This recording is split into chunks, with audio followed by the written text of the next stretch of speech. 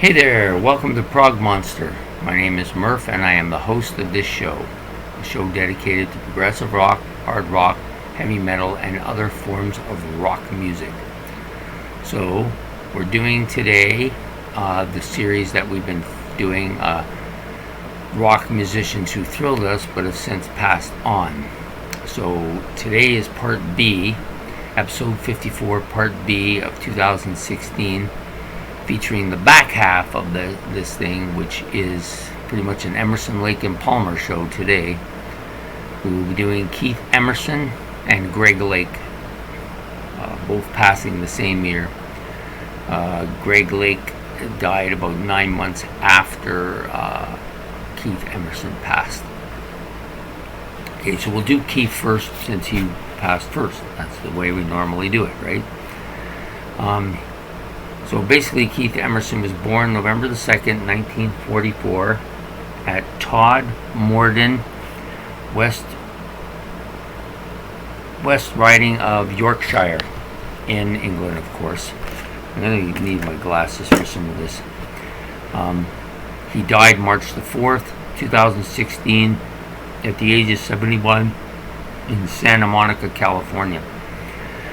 He was a progressive rock and classical music, and he, of course, was a keyboardist. And he was active from 1964 till 2016.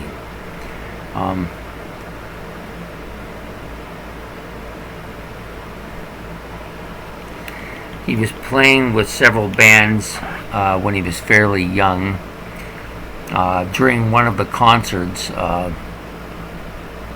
fights broke out, and he started playing the keyboard like a machine gun and bombs going off, which for some reason distracted everybody and they stopped fighting. This happened again the next night, and the band said, yeah, you got to keep that up, right? So anyways, after that, he joined a band called The Nice as the main focal point of the band, and he was with them. He was with them until March of 1970. Then he, along with Greg Lake from King Crimson and Carl Palmer of Atomic Rooster, formed a progressive rock band called Emerson, Lake and Palmer, or ELP if you prefer. He was with them for most of the 1970s. Then later, after they broke up, he did some solo stuff for a while. Then they formed the band Emerson, Lake and Powell, featuring Cozy Powell, and kept the name ELP. They released a couple of albums together in the 90s. Then there was reunion tours with Emerson, Lake and Palmer, a reunion tour, I think, with The Nice.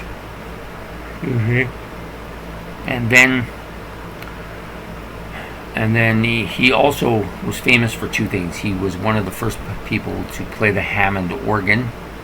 He made that especially well known. But he was the first guy to use the Moog synthesizer, so kind of revolutionary there. Now, some people think he was the best keyboardist in rock history. I'm not going to argue with that. I prefer Rick Wakeman, who I think is the other guy.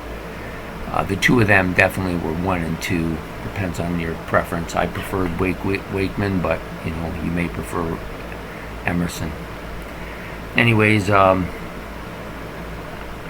after as he was getting older, he had problems with one of his hands and was having a hard time playing music and became depressed by this.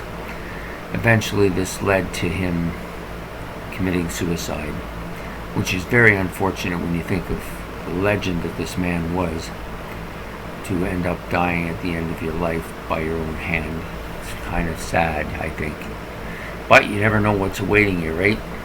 So anyways, I wanted to give some love to Kieth Emerson today. He was part of a progressive rock movement in the 70s. Right at the forefront, ELP was, I think, considered maybe the most progressive of all progressive rock bands. Definitely one of the leading bands in that era.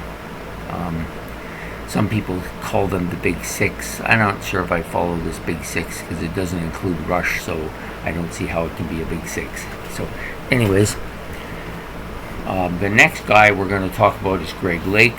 I have more of affinity for Greg Lake, not because I think he's necessarily better than Kieth Emerson was. I don't think he was. I think Kieth Emerson was the top shelf of his music abilities. Greg Lake played guitar and bass, playing guitar for about 11 years before he actually picked up the bass and started playing at a request from his good friend Robert Fripp. They both took music lessons from the same teacher. Robert Fripp invited him to join King Crimson as a vocalist and the bassist, and he left the band and he stayed with that band for their first album and second album. Before I get too far, Greg Lake was born on November the 10th, 1947 in, get out the old glasses. I think these glasses need cleaning actually.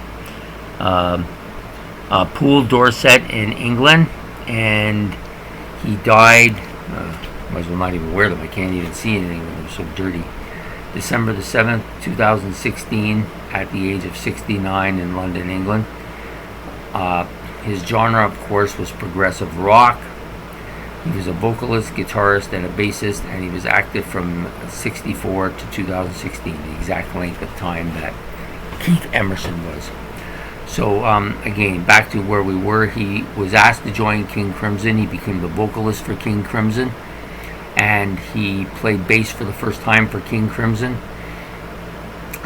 While the album was being put together, the producer left, and he then produced the album as well, In the Court of the Crimson King, which was a rather commercial success. A lot of their fans liked the different, fresh sound. The critics liked them as well. He then agreed to play on the second album, In the Wake of Poseidon, which he did. Then left the band to help to form ELP with Emerson and Palmer. He produced and sang and played bass on... Oh, sorry. I already said that. Strike that one. He pretty much played with ELP for up to about 75, and then I think they did a couple albums after that. They kind of broke up. They did a solo album, or they took a break, did a solo album, came back, produced another album. They did this album called Works 1 and Works 2, but they did Works 1, which had each of the members, Carl Palmer, Greg Lake, and Kieth Emerson, doing one side each, and then the last side they did as a group. And then they kind of went their own way after that, but they came back and produced two more albums. The last one was kind of a joke, actually, just trying to fill out a contract, I guess. Not much of an album, though. Then he had a hit single when he was solo called I Believe in Father Christmas. It did very well. Over 13,000 records sold in the first 2 days. Then later in the 90s, he formed with Kieth Emerson again, and they took Cozy Powell as the drummer and kept the name ELP, and they did a couple albums together as well. Then he also was, of course, part of the reunion tour for ELP, and then we came back in the 90s, and Emerson, Lake, and Palmer, and they did two more albums.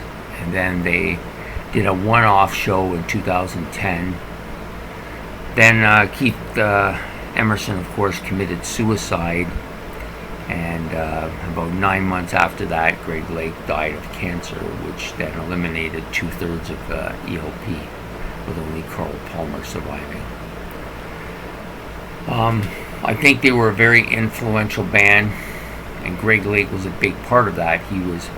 The story is that he became nervous about getting electrocuted, so he had a rubber mat placed under him, and he had that red carpet that he always put on top of it to cover that mat up so people wouldn't know, but that was the main reason for this need for the rubber mat, for this red carpet.